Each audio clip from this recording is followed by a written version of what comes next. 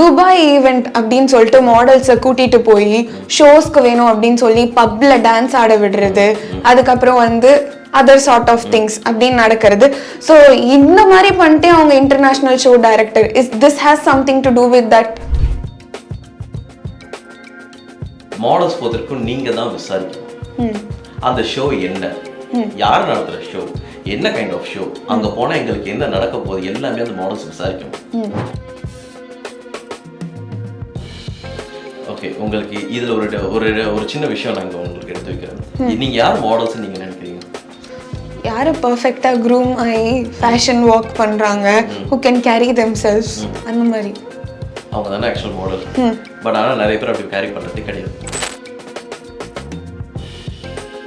So இப்போ நீங்கள் விசாரிக்கணும் அப்படின்னு சொல்லியிருந்தீங்க ஆத்தரைஸ்டாக, இவங்க விசாரிக்காமல் போயிருப்பாங்கன்னு நீங்கள் நினைக்கிறீங்களா? சொல்கிறேன். இந்த இடத்துல அவங்களுக்கு ஏன் அப்படி அவங்க போகிறாங்கன்னு நான் சொல்கிறேன். கேர்ள்ஸ் மாடல்ஸ் பொறுத்த வரைக்கும் உங்களுக்கு ஒரு விஷயம் நாங்கள் ரொம்ப கிளியராக கொடுக்க வேண்டியது என்னென்னா, ஒரு ஃபோட்டோ ஷூட்டுக்கு 2000 தான் இல்லை 3000 ரூபா தான் இல்லை 4000 ரூபா தானே they have to accept for it. அவங்க அந்த இடத்துல அவங்க என்ன பண்ணுறாங்கன்னா, இல்லைங்க 10,000 ஆகுதுங்க அப்படின்னு அவங்க ஹையர் டிமாண்ட் பண்ணும்போது ஆட்டோமேட்டிக்காக ஈவெண்ட் வேறு எக்ஸ்பெக்டேஷன் இருக்கும்.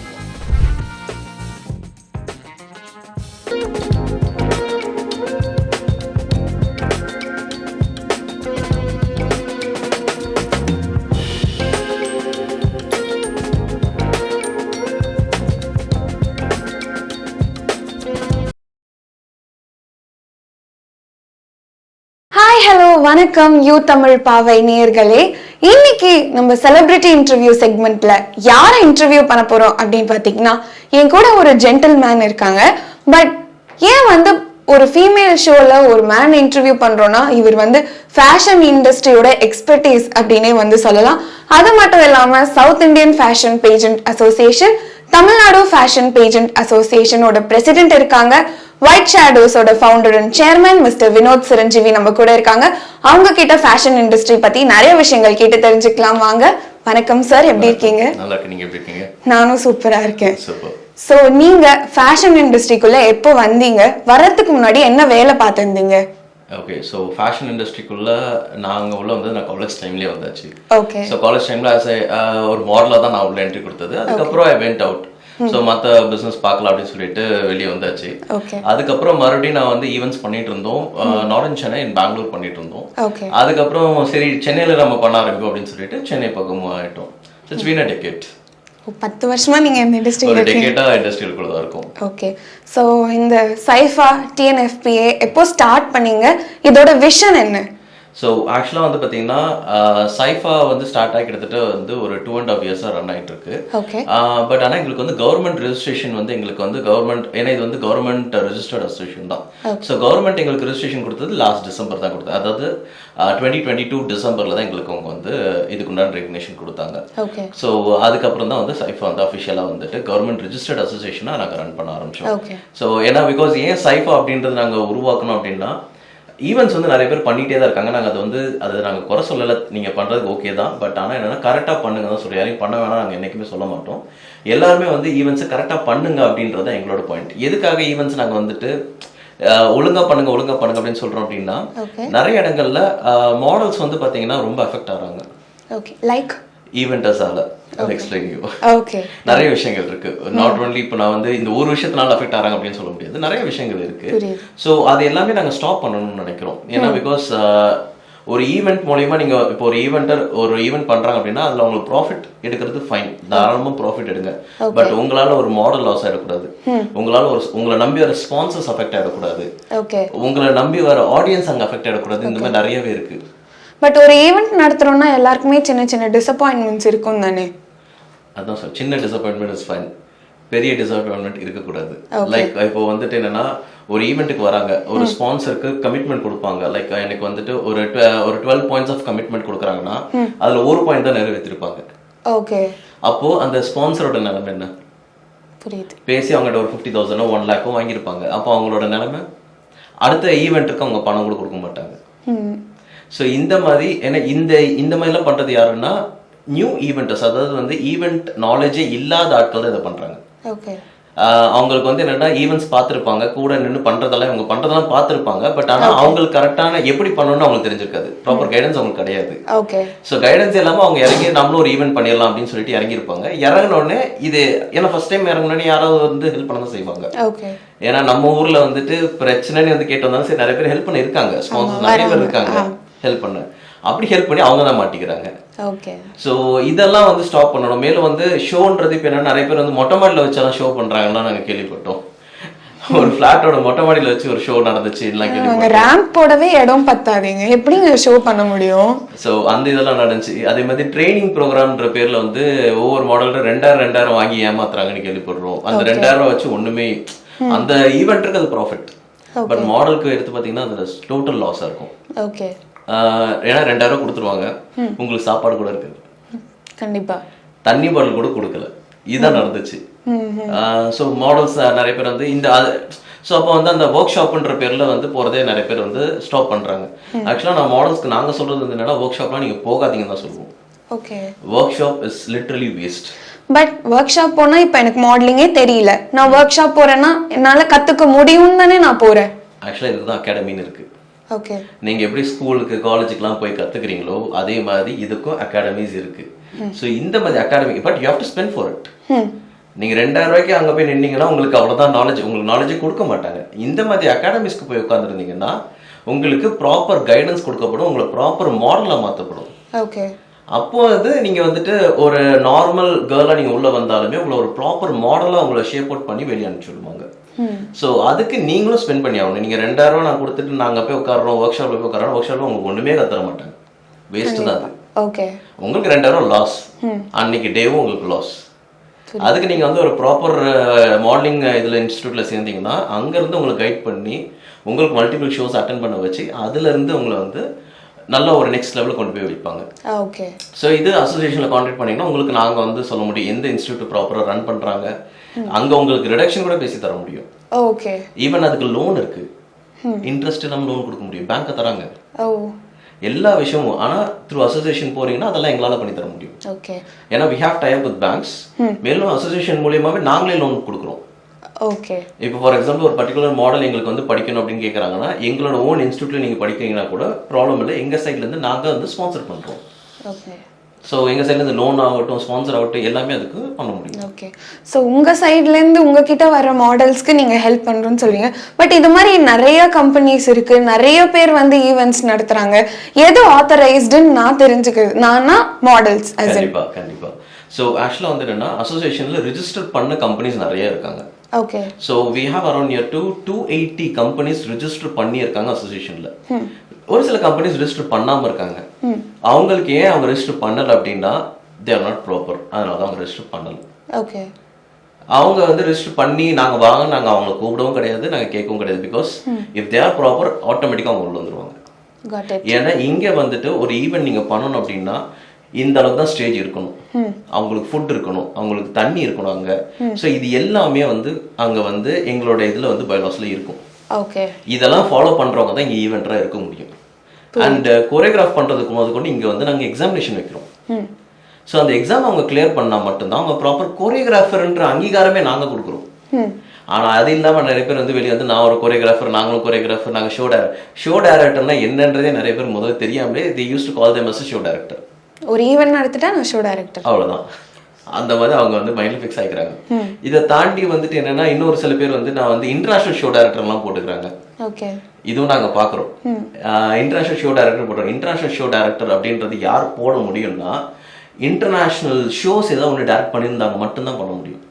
அந்த இன்டர்நேஷனல் ஷோன்றது நாங்க வந்து சென்னையில பண்ணிட்டோம், அப்ப அது வந்து இன்டர்நேஷனல் ஷோ இல்லையா, அதனால எங்களுக்கு அந்த ஷோல இன்டர்நேஷனல் இருக்கு அப்படின்னா it's not like that. International பேஜன் பொறுத்த வரைக்கும் என்னன்னா உங்களுக்கு இத்தனை கண்ட்ரி பார்ட்டிசிபேட் பண்ணணும்னு இருக்கும். ஓகே. உங்களுக்கு ரொம்ப சிம்பிளா சொல்லணும்னா இப்போ வந்து சென்னை லெவல் பேஜென்ட் மிஸ் சென்னை அப்படின்னு எடுத்துக்கிட்டீங்கன்னா மிஸ் சென்னை சென்னையில இருக்க ஆட்கள் பார்ட்டிசிபேட் பண்ணுவாங்க.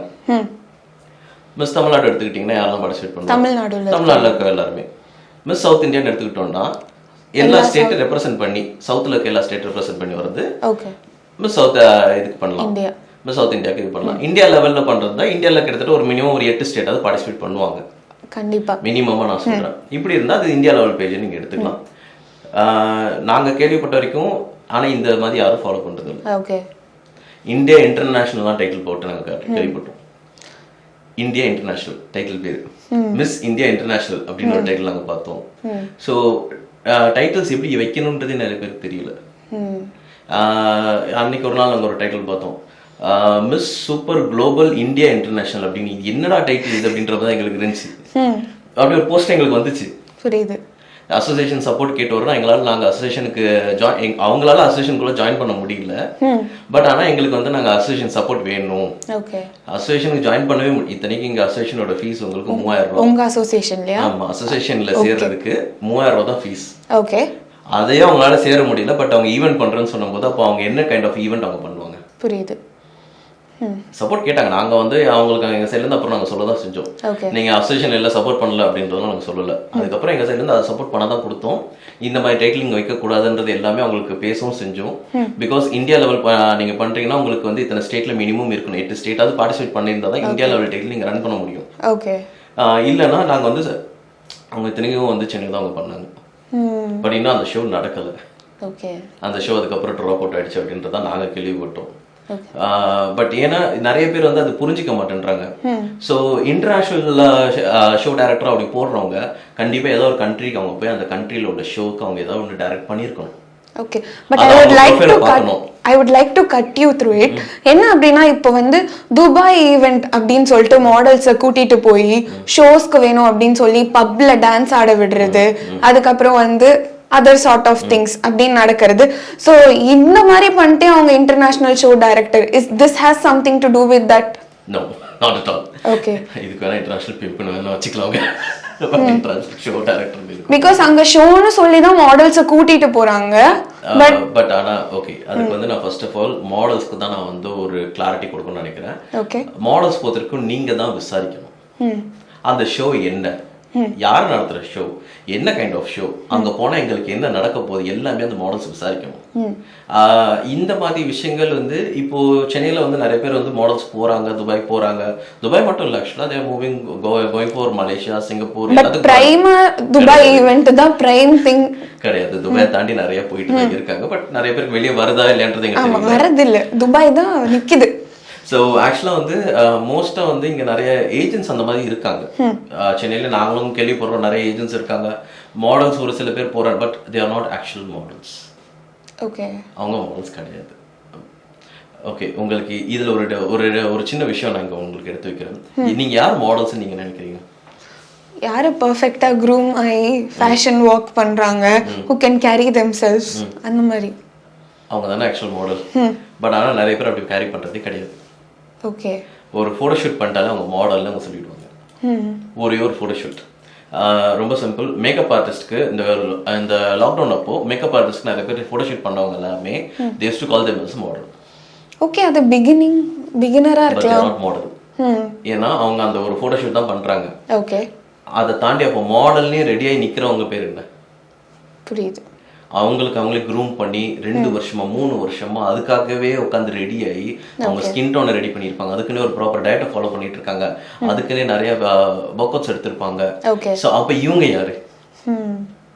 ஸோ இவங்களால அவங்க பாதிக்கப்படுறாங்க. எஸ், ஆக்சுவலாக இது வந்து இந்த மேக்கப் ஆர்டிஸ்ட் உருவாக்குன ஒரு விஷயம். இது மேக்கப் ஆர்டிஸ்ட் ஏன் உருவாக்குனாங்கன்னா லாக்டவுன்ல அவங்களுக்கு வியாபாரம் இல்லை. இதுதான் ஆக்சுவலாக நடந்த ஒரு விஷயம். ஓகே. லாக்டவுன்ல வியாபாரம் எங்க ஈவெண்ட்ஸ்க்கு தான் வியாபாரம் இல்லை. பட் நாங்கள்லாம் அந்த மாதிரி எந்த வழியும் நாங்கள் எடுக்கல. ஓகே.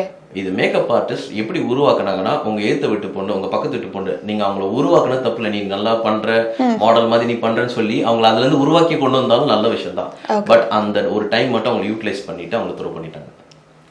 ஓகே. ஸோ இதனால என்னாச்சுன்னா, இந்த ஒரு போட்டோ ஷூட்டுக்காக ஆக்சுவல் மாடல் கூட அந்த பேமெண்ட் வாங்க மாட்டாங்க. இவங்க அந்த பேமெண்ட் வாங்குறாங்க. ஒரு நல்ல பேமெண்ட் தான் வாங்குறாங்க. நாங்க அதையும் குறை சொல்லல. பட் ஆனா அவங்களுக்கு மாடலிங்கை பத்தி ஒண்ணுமே தெரியாது. அவங்க அதிகபட்சம் அவங்களுக்கு தெரிஞ்சது என்னன்னா, ஒரு பிரைடல் லுக்ல போய் உட்காருவாங்க, இவங்க உட்காந்து நல்லா மேக்கப் போடுவாங்க, அவ்வளவுதான் முடிஞ்சிச்சு. ஏன்னா அது ஏன் அவங்க எடுக்கிறாங்கன்னா, இதை காட்டி வந்து அவங்க வந்துட்டு அந்த மேக்கப் ஆர்டிஸ்ட் வந்துட்டு வெட்டிங்காக அவங்க ரெடியா இருக்காங்க தான் இந்த போட்டோ ஷூட் எடுக்கப்படுது. கண்டிப்பா. ஆனா இதுல அந்த பொண்ணு மாடல், அந்த பொண்ணை கன்வின்ஸ் பண்ணி முதல்ல கூட்டு வந்திருக்கு இந்த மேக்கப் ஆர்டிஸ்ட் தான் இருக்கும். அதுக்கப்புறம் என்னன்னா, அதே மேக்கப் ஆர்டிஸ்ட் அந்த பொண்ணு காசு கேட்ட உடனே இவங்க தூக்கி போட்டுருவாங்க. இந்த மாதிரி எக்கச்சக்கமான பொண்ணுங்க வந்து கோவிட் டைம்ல உள்ள வந்து அந்த ஆள் அப்படியே கோவிடோட அடிச்சுட்டு போயிடுச்சு. ஓகே 100 பேர் வராங்கன்னா இப்போ அதில் 5 பேர் தான் இங்கே தங்கியிருக்காங்க. புரியுது. அதே 100 பேர் உள்ள மாடலாக அவங்க மாறி வந்தாங்கன்னா நம்ம இண்டஸ்ட்ரி இன்னும் பயங்கரமாக குரோ இருக்குங்க. கண்டிப்பா. பட் ஃபேஷன் இண்டஸ்ட்ரி வந்து இஸ் அ க்ரோயிங் இண்டஸ்ட்ரி தானே? கிடையாது. இப்போ ஆக்சுவலாக இண்டஸ்ட்ரி இங்கே டவுனில் தான் போயிட்டு இருக்கு. அதுக்கு தான் அசோசியேஷன் வந்து ஃபார்ம் ஆச்சு. ஏன் அப்படி சொல்றீங்க டவுன்ல போகுது? ஓகே, பிஃபோர் கோவிட் ஆஃப்டர் கோவிட்னு இங்கே வந்து ஃபேஷன் இண்டஸ்ட்ரி எல்லா இண்டஸ்ட்ரியும் இருக்குது. பட் ஃபேஷன் இண்டஸ்ட்ரியில் மெயினாக அது அஃபெக்ட் ஆயிருக்கு. ஓகே. எந்த அளவுக்கு அது அஃபெக்ட் ஆயிருக்கு அப்படின்னா, முன்னாடி பொறுத்த வரைக்கும் இப்போ ஒரு ஈவெண்ட் அப்படின்னு சொன்னாலே வந்துட்டு ஒரு ப்ராப்பர் டீம் தான் ஆர்கனைஸே பண்ணுவாங்க. முன்னாடிலாம் வந்து அவ்வளோ இஷ்யூஸ் கிடையாது. ஓகே. இப்போலாம் ஒரு ஈவெண்ட் நடந்து முடிஞ்சாலே எங்களுக்கு ஒரு 15 to 20 கம்ப்ளைண்ட் வரும். ஓகே. அந்த ஷோல இருந்து மாடல்ஸ் கம்ப்ளைண்ட் கொடுப்பாங்க, இல்ல ஸ்டேஜ் ஒர்க் பண்றவங்க ஏதாவது ஒரு கம்ப்ளைண்ட் எங்களுக்கு வந்துட்டு தான் இருக்கு. ஒரு ஷோவில் மட்டும் 15 கம்ப்ளைண்ட் வருது. வந்து எங்களுக்கு வந்து ப்ரைவேட்டாக, பிகாஸ் நாங்கள் நிறைய விஷயத்த ப்ரைவேட்டாக டீல் பண்ணுறோம். ஏன்னா அது வந்து அந்த மாடலோட சேஃப்டிக்காக மட்டுமே ப்ரைவேட்டாக டீல் பண்ணுறோம்.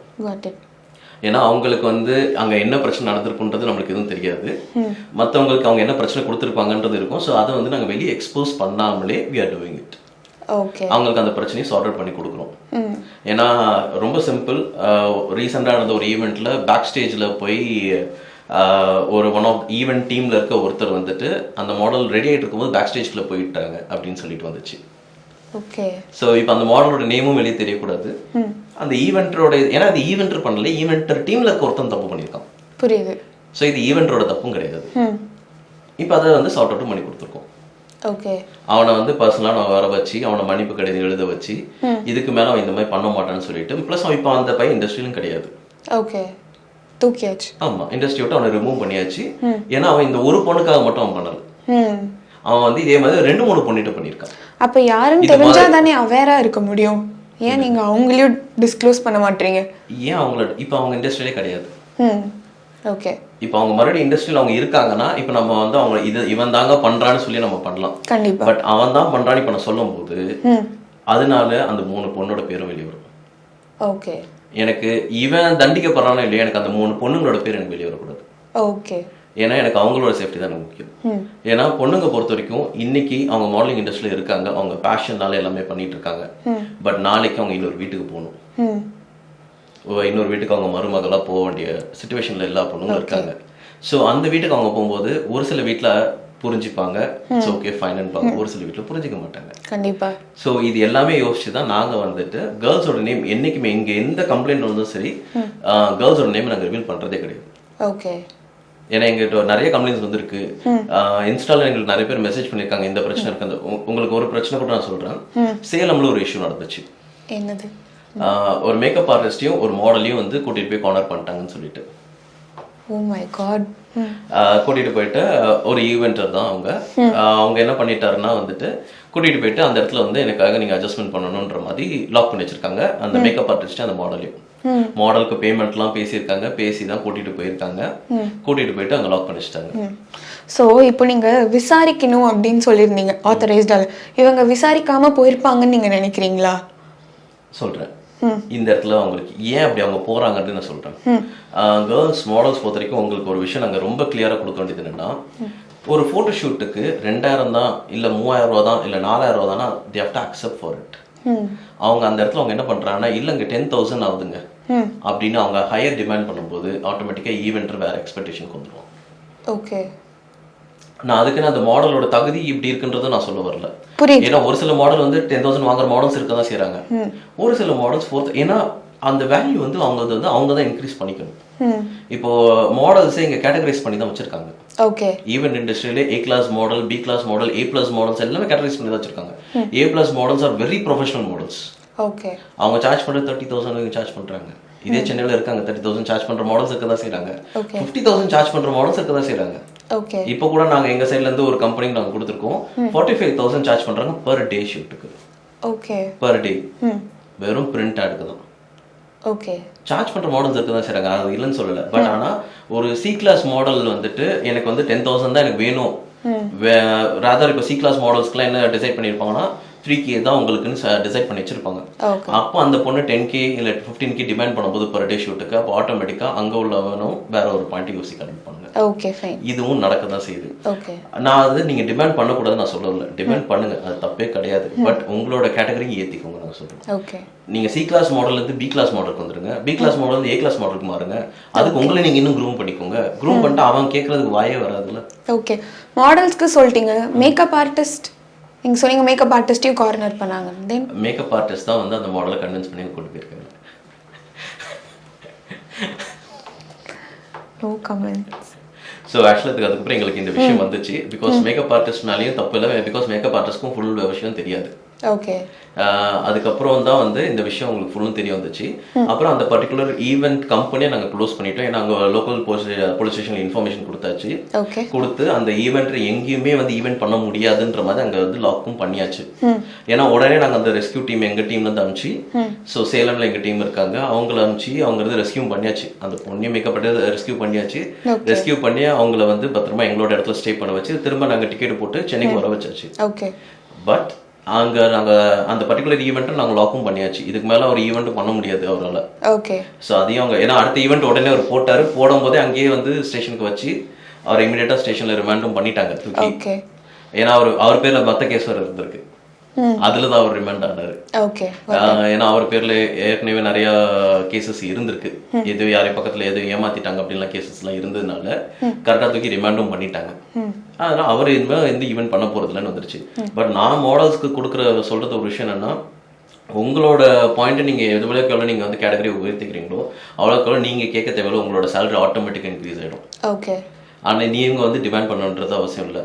அண்ட் மோர் ஓவர் மாடல்ஸ் இவங்க எல்லாரும் தான் வந்துட்டு அப்கமிங்ல புதுசாக நாங்கள் 12th படிச்சு முடிச்சோன்னே நான் மாடலிங் வரேன் அப்படின்னு வராங்க. அது தப்பே கிடையாது. பட் நீங்கள் மாடலிங் வரீங்களோ உங்கள் அம்மா கூட வாங்க. ஓகே, எங்கள் டீம்லேருந்து அவங்க அம்மாவுக்கு கான்டாக்ட் பண்ணி பேசிட்டு தானே இருந்தாங்க. ஸோ வீட்டில் சொல்லாமல் வருதுன்றது அவங்க அப்பாவுக்கு தான் பொண்ணுங்க நிறைய பயப்படுறாங்க. பட் ஆனால் ஆக்சுவலாக அவங்க அப்பாவோட தான் பொண்ணுங்க ஒரு கடத்தில் க்ளோஸாகவும் இருக்காங்க. ஓகே, ஏன்னா அப்பா பொண்ணு அம்மா பையன் இப்படி தான் எப்போவுமே வந்து க்ளோஸ்னஸ் இருக்கும். ஓகே, பையன் என்னன்னாலும் சரி அவங்க அம்மாவோட தான் நிற்பான், பொண்ணு என்னன்னாலும் சரி அவங்க அப்பாவோட தான் நிற்பாங்க. ஆனால் இந்த மாதிரி ஒரு விஷயத்துக்கு வெளியே வரும்போது அவங்க அப்பாட்ட சொல்ல மாட்டேன்றாங்க. இந்த விஷயம் நடக்குது, ஆனால் அவங்க அம்மாவோட சொல்லிடுறாங்க விஷயத்த. அவங்க அம்மாட்ட சொல்லி பேசி வச்சுக்கிறாங்க. இந்த இது நடக்க தான் செய்யுது. பட் என்னன்னா இவங்க தான் வந்துட்டு இப்போ புதுசாக வர அப்கமிங் மாடல்ஸ் இவங்க தான் வந்துட்டு அதுக்கு ரெடி ஆகணும். மேலும் இந்த துபாய் ஈவெண்ட் ஆகட்டும், மற்ற ஈவெண்ட்ஸ் ஆகட்டும், இது எல்லாத்துக்குமே சீக்கிரமா பணம் சம்பாதிக்கணுன்ற ஆசை நிறைய பேருக்கு வந்துருச்சு. கண்டிப்பா. ஸோ இங்கதான் பிரச்சனையே ஆரம்பிக்குது. நான் சீக்கிரமா சம்பாதிக்கணும். அதான் 12th படிச்சு முடிச்ச பொண்ணு, அந்த பொண்ணு கேட்கறது வந்து என்னன்னா, இது வந்து எனக்கு வந்து ஒரு ஈவென்ட் மூலியம் தான் எங்களுக்கு வந்துச்சு. ஈவென்ட் ஃப்ரம் பாண்டிச்சேரி வரும். ஸோ அவர்கிட்ட தான் வந்துச்சு இந்த இன்ஃபர்மேஷன். அந்த பொண்ணு என்ன கேட்குறான்னா, இமீடியட்டா நான் ஒரு 5 லட்சம் சம்பாதிக்கணும் என்ன பண்ணணும், ஏன்னா சம்பாதிச்சிட்டேன்னா என்னை வீட்டை விட்டு வெளியே விட்டுருவாங்க. ஏன் வீட்டை விட்டு நீங்க வெளியே வரணும்னு நினைக்கிறீங்க பொண்ணுங்க அப்படின்ற மாதிரி தான் எங்களுக்கு இருந்துச்சு. உங்களுக்கு உங்க சேஃப்டியே வீட்டில் இருக்கிறது தான். ஆனா நீங்க வெளியே தங்கி இருந்து நாங்க ஒண்ணு இல்ல, வீடு வந்து அந்த பொண்ணோட வீடு வந்து சென்னையில தான் இருக்குது. வீட்டுல ரொம்ப ஸ்ட்ரிக்டா ரெஸ்ட்ரிக்டிவா இருந்தா வரணும்னு நினைக்கிறதுல தப்பு இல்லையே. இவங்க தாங்க புரிய வைக்கணும். புரிஞ்சுக்காத பேரண்ட்ஸ் எங்கேயுமே கிடையாது. ஓகே, நான் இதுதான் பண்ண போறேன், எனக்கு சப்போர்ட் பண்ணுங்க. நான் சக்சீட் ஆகலைன்னா நீங்க சொல்றத நான் கேட்கறேன்னு சொன்னா எந்த பேரண்ட் வேணாம்னு சொல்லுவாங்க. ஒரு சாய்ஸ் கொடுத்து தான் பார்ப்பாங்க. ஓகே, அந்த பொண்ணு இருக்க சென்னையில தான். பட் சென்னையிலேயே அந்த பொண்ணு இன்னொரு தனியா வீடு எடுத்து தங்குற நிலைமையில தான் நான் இருக்க போறேன்னு சொல்லி பேசுது. ஓகே, ஏன்னா ஒரு 5 லட்சம் நான் சம்பாதிச்சுட்டு அதுல ஒரு 2 லட்சத்தை நான் வீட்டுல கொடுத்துட்டாலும் மிச்சம் 3 லட்சத்தை வச்சு நான் வெளியே போகிறேன். 12th படிச்சு பொண்ணு காலேஜுக்கு போக ரெடியா இல்லை. ஓகே, 12th படிச்சு முடிச்ச கையோட நான் இந்த மாதிரி நான் மூவ் ஆகணும் அப்படின்ற பாயிண்ட்ல அந்த பொண்ணு நிக்குது. அந்த மாதிரி பொண்ணுங்களுக்கு நாங்க சொல்றது, சம்பாதிக்கலாங்க, இன்னும் வயசு நிறைய இருக்கு, எவ்வளவோ இருக்கு, நீங்க சாகிற வரையும் கூட நீங்க சம்பாதிக்கலாம், தப்பு கிடையாது. பட் ரொம்ப ஷார்ட் ஸ்பேன்ல நான் நிறைய சம்பாதிக்கணும்னு நினைச்சீங்கன்னா நீங்க தான் தப்பானவர்களுக்கு நீங்களே ரூட் போட்டு கொடுக்குறீங்க. ஓகே, பட் இருந்தாலும் இந்த இண்டஸ்ட்ரியே அப்படி தானே, லைக் வந்து நம்ம மேலே அப்படியே ஜிகினா தூவுற மாதிரி. லைக் நீங்கள் வந்தீங்கன்னா ஓவர் நைட்டில் ஃபேமஸ் ஆகிடலாம், ஓவர் நைட்டில் செலிபிரிட்டி, மாடலிங் வந்தாலே அடுத்து ஹீரோயின், ஹீரோயின் வந்தாலே you can earn lakhs and lakhs. எந்த ஹீரோயினுக்கு லேக்ஸ் அண்ட் லேக்ஸ் கொடுக்குறாங்க எடுத்த உடனே? எந்த ஹீரோயினுக்கும் லேக்ஸ் அண்ட் லேக்ஸ் கொடுக்குறதே கிடையாது. ஓகே, ஃபர்ஸ்ட் படம் நாங்கள் பண்ணுறோம் அப்படின்னு சொல்லி வர ஹீரோயினுக்கு கொலாபில் தான் பண்ணுறாங்க. இப்போ வரைக்கும் மோஸ்ட் ஆஃப் த மூவிஸ் கொலாபில் தான் போகுது. ஓகே, அப்படி அவன் காசு தரேன்னு வந்தாலே அடுத்த செகண்ட் அவன் கேட்குறது என்ன தெரியுமா, அட்ஜஸ்ட்மெண்ட்னு ஒன்று கேட்பான். இதுவும் நடக்க தான் செய்யுது. பொண்ணுங்களும் அதுக்கு இறங்கி போக தான் செய்கிறாங்க. பொண்ணுங்க நோ சொல்ல ஆரம்பிச்சிட்டாங்கன்னா அப்புறம் ஏன் வந்து கேட்க போகிறானுங்க? கண்டிப்பா, டெஃபினெட்லி. அவங்க வந்து நோ சொல்றது இல்லை. நாங்கள் கேள்விப்பட்ட வரைக்கும் நிறைய கேர்ள்ஸ் மாடலிங் இண்டஸ்ட்ரியில் இருக்கவங்களுக்கு ஒரு படி நான் இப்போ ஃபஸ்ட் ஸ்டாண்டர்ட் வந்துட்டேன், அடுத்து நான் நேராக 12th ஸ்டாண்டர்டுக்கு எப்படி போகிறதுன்றவையே தான் யோசிக்கிறாங்க. அங்கே தான் இவங்க தப்பு பண்ண ஆரம்பிக்கும் போது தப்பானவர்களோட கைக்கு ஊத்துறாங்க. ஓகே, இவங்க தப்பு பண்ண ரெடி ஆகலைன்னா அப்போ ஏன் தப்பானவர்களும் இவங்க கிட்ட போகிறாங்க? புரியுது. நீங்கள் தப்பானவர்களாக இருந்தால் தானங்க உங்கள் கூட தப்பான ஆட்கள் இருப்பாங்க. கண்டிப்பா. நீங்கள் சரியா இருக்கீங்கன்னா உங்கள் கூட தப்பானவங்க கை கோக்கவே முடியாது. ஓகே. ஸோ இப்போ ஒரு பிகினர் இந்த இன்டர்வியூவை பார்க்குறாங்கன்னு வச்சுக்கோங்க, ஐயோ இவ்வளோ பிரச்சனை இருக்கான்னு எனக்குள்ள ஒரு பயம் வராதா? நான் பயம் இருக்க தப்பு இல்லைன்னு சொல்லுவேன். ஏன்னா நீங்கள் பயம் இருந்தால் தான் சரியாக நடந்துக்க தோணும். ஓகே. இண்டஸ்ட்ரி வந்து தப்பான இண்டஸ்ட்ரி கிடையாது. ஆனால் இண்டஸ்ட்ரியில் இருக்கவங்க தப்பானவங்க இருக்க தான் செய்கிறாங்க. ஆனால் நல்லவங்களும் இருக்க தானே செய்கிறாங்க. கண்டிப்பா. ஒரு நாட்டில் கெட்டவனும் இருப்பான் நல்லவனும் இருப்பான். அதுக்கு நீங்கள் கெட்டவனை மட்டும்தான் நீங்கள் பார்த்தீங்கன்னா தேவைப்படும் போது நல்லவனும் போர்த்துட்டு தான் போய் ஆகணும். ஓகே. அதுக்கு நான் போரே பண்ண மாட்டேன்னு சொல்ல முடியாதுல்ல.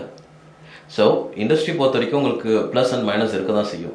பட் நீங்கள் இண்டஸ்ட்ரிக்குள்ளே நான் வரணும்னு முடிவு எடுத்துட்டிங்கன்னா நீங்கள் அந்த ப்ளஸ்ஸை மட்டும் பாருங்கள், மைனஸை பார்க்காதீங்க. ஓகே. அண்ட் மைனஸோட மைண்ட் டிவைட் பண்ணி எனக்கு இமீடியட்டாக அடுத்தது இமீடியட்ன்ற முதல்ல விட்டுட்டு முதல்ல நான் வந்து எடுத்து வச்சேன், நான் ஃபர்ஸ்ட் ஸ்டாண்டர்ட் போகிறேன், அப்புறம் செகண்ட் ஸ்டாண்டர்ட் போகிறேன், அப்புறம் தேர்ட் போகிறேன் அப்படின்னு போகிறத விட்டுட்டு நான் ஃபர்ஸ்ட் ஸ்டாண்டர்ட் முடிச்சேன் நான் 12th ஸ்டாண்டர்ட் போகிறேன் அப்படின்னா கண்டிப்பாக உங்களுக்கு பிரச்சனை வரதான் செய்யும். ஏன்னா நீங்கள் எப்போ வந்து நான் நான் இமீடியட் வேணும் அப்படின்னு நினச்சிட்டிங்கன்னா அப்போது இமீடியட் ஏர்னிங் வந்து உங்களுக்கு எங்கே கிடைக்கும்? பேங்கை கொள்ளடிச்சா தான் கிடைக்கும். அப்போ நீங்கள் பேங்கை கொள்ளடினா உங்கள் கூட யார் செட்டு சேருவா? தேடர்கள் தான். அந்த மாதிரி ஆட்டோட ஆட்டோமேட்டிக்காக நீங்கள் டீமாக போயிடுவீங்க. ஓகே. அப்போ டீமாக போயிட்டீங்கன்னா அப்போ நீங்கள் அந்த பாதையில் மட்டும் தான் போவீங்க. ஓகே. உங்களை நோக்கி வரோம், அதை நோக்கி தான் கேள்வியும் வரும். ஏன்னா இது எங்கே ஸ்டார்ட் ஆகுதுன்னா ப்ரொஃபஷனல் மாடல்ஸ் கிட்டக்க இது கிடையாது. ஓகே. அப்கமிங் மாடல்ஸ்ட்டு தான் இந்த பிரச்சனையே இருக்குது. ஓகே. அப்போ வந்து ப்ரொஃபஷனல் மாடல்ஸ் வந்து யாருமே அட்ஜஸ்ட்மெண்ட்டுக்கு போகலன்னு சொல்ல வரீங்களா? புரிஞ்சு நடந்துக்கிட்டாங்கன்னு சொல்ல வரேன். ஏன்னா ஸ்டார்டிங்கில் வர எல்லா மாடல்ஸும் ஃபேஸ் பண்ணுற ஒரு விஷயம் அட்ஜஸ்ட்மெண்ட்ஸ். ஆனால் அதுக்கப்புறம் அவங்க வந்து இல்லை இது பண்ண தேவையில்லைன்ற ஒரு தெளிவுக்கு அவங்க வந்துட்டாங்கன்னா அவங்க வந்து அடுத்த வேலையை பார்க்கணும். அவங்க வேலையை மட்டும் பார்த்தாலே போதும், ஆட்டோமேட்டிக்காக அவங்க நெக்ஸ்ட் ஸ்டேஜஸ் போயிடுவாங்க. ஓகே. ஆனால் இந்த அட்ஜஸ்ட்மெண்ட் தான் பார்க்கணுன்ற நிலைமைக்கு ஒரு செட் ஆஃப் பீப்புள் புஷ் பண்ண தான் செய்வாங்க. பட் அவங்க தான் ரெடியாக இருக்கணும். நான் பண்ணக்கூடாது, எனக்கு தேவையில்லை, நான் நெக்ஸ்ட் மூக்கு நான் போய்க்கிறேன், எனக்கு இது வேண்டான்ற மூக்கு அவங்க தான் வரணும். ஓகே. ஸோ அதே மாதிரி அரைகுறையாக பண்ணுற ஈவெண்ட்ஸில் வந்து மாடல்ஸ் அஃபெக்ட் ஆகிறாங்கன்னு சொன்னீங்க. ஸோ என்ன அஃபெக்ட் ஆகிறாங்க, என்ன மாதிரி? ஓகே. ஸோ அரைகுறையாக ஈவெண்ட்ஸ் பண்ணுறதுல வந்துட்டு என்னென்னா நிறைய கேட்டகரிஸ் இருக்குது. ஸோ ஒரு கைண்ட் ஆஃப் ஈவெண்ட்டர்ஸ் வந்து எப்படி பண்ணுவாங்க அப்படின்னா, எனக்கு பணம் தாங்க வேணும், இவ்வளோ முடியுமா அவ்வளோ நான் பணம் மட்டும் சம்பாதிக்க பார்க்குறேன் அப்படின்னு சொல்லிட்டு மாடல்ஸ்க்கு ஃபுட்டு தர மாட்டாங்க. ஏன்னா ஒரு இடத்துல மேஜர் பிரச்சனை என்னன்னா சாப்பாடும் தண்ணி தான். சரி, சாப்பாடு கூட நீங்கள் தரல, தண்ணியாவது கொடுத்துருங்கன்றது தான் பாயிண்ட் இருக்கும். அதுவுமே கிடைக்காது.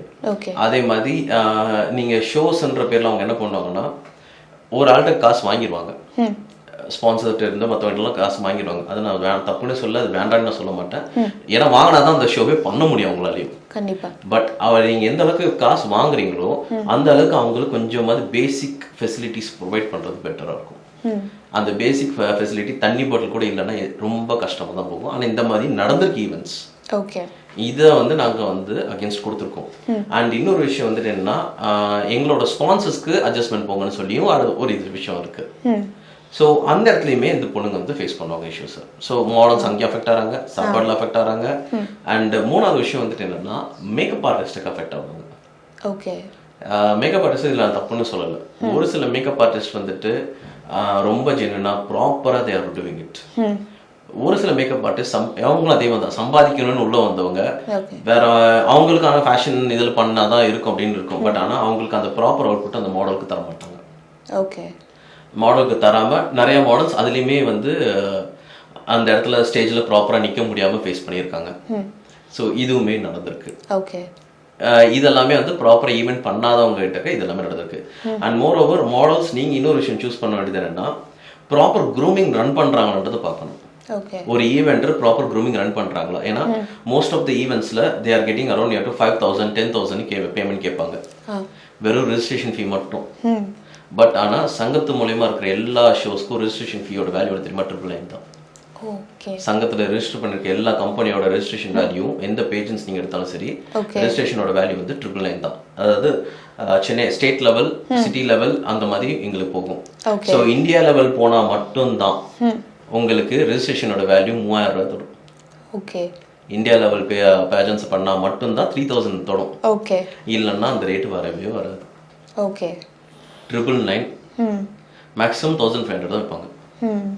அதுக்கு மேல அதை வைக்கவே தாண்டி போகாது. போகாது. ஓகே அதுக்கு மேல போகுதுனாலே நீங்களே புரிஞ்சுக்க வேண்டியதான். ஓகே ஸோ இவன் ஒரு ரூபாய் கொடுத்தான் அப்படின்றத நீங்க புரிஞ்சுக்கலாம்.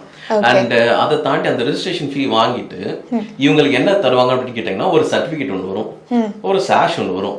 இது வச்சுட்டு உங்களுக்கு என்ன பிரயோஜனம் இருக்கு? நீங்க அங்க ஒண்ணுமே கத்துக்க மாட்டீங்களே. அந்த பர்டிகுலர் ஈவெண்ட்ல ஒரு பர்டிகுலர் பாஜென்ட்ல நீங்க என்ன கத்துப்பீங்க? 3 மணி நேரம் ஷோ. உங்களை எப்படி ஜட்ஜ் பண்ண முடியும் அங்க இருக்க ஜட்ஜஸால? கஷ்டம்தான். 3 மணி நேரம் ஷோல நீங்க எத்தனை வாட்டி அங்க நடந்திருப்பீங்க? ஒரே தடவை தான் இருக்கும். 2 தடவை maximum. Maximum traditional and modern 2 வாட்டி நடந்திருப்பீங்க. உங்களோட ஸ்டேஜ் பிரசன்ஸ் அதிகபட்சம் ஒரு 3 நிமிஷம் இருக்குமா? ஏன்னா 3 நிமிஷத்துக்கு மேல நீங்க நடக்கவும் முடியாது. கண்டிப்பா. அந்த 3 நிமிஷத்துல இவங்க தான் வின்னர்னு முதல்ல அந்த ஜட்ஜஸால எப்படி சொல்ல முடியுது? ஹூஸ் வாக்கிங் பெட்டர் வச்சு தான் இருக்கும். அப்போ dressing, makeup, who's walking better, caring அங்கதான் உங்களுக்கு இன்னொரு விஷயம் வருது. அங்கதான் உங்களுக்கு இந்த அட்ஜஸ்ட்மெண்ட் ப்ராசஸ் வருது. அதுதான். ஸோ அதுதான் நான் நெக்ஸ்ட் கொஸ்டினாக கேட்க வந்தேன். அங்கதான் இந்த அட்ஜஸ்ட்மெண்ட் ப்ராசஸே மேஜர் ரோல் ப்ளே பண்ணுது. So most of the events இங்கே 3 மணி நேரத்தில் ஈவெண்ட் முடிச்சிடுறாங்க. அந்த 3 மணி நேரத்தில் ஈவெண்ட் முடிக்கும் போது ஆட்டோமேட்டிக்காக அவன் என்ன பண்ணுவோம், ஆல்ரெடி ப்ரீ ஃபிக்ஸ்டு வின்னர்ஸ் இருந்துருவாங்க, ப்ரீ ஃபிக்ஸ்டு ரன்னர்ஸ் இருந்துருவாங்க. அப்போ நீங்கள் அதில் பார்ட்டிசிபேட் பண்ணுறது வேஸ்ட்டு, உங்கள் டைம் வேஸ்ட். நீங்கள் உங்களுக்கு நிறைய ட்ரெஸ்ஸஸ் ரெண்டில் தான் எடுத்திருப்பாங்க, ஓகே, அந்த அமௌண்ட்டும் வேஸ்ட்டு, உங்கள் டைமும் வேஸ்ட் ஆகிடுவாங்க.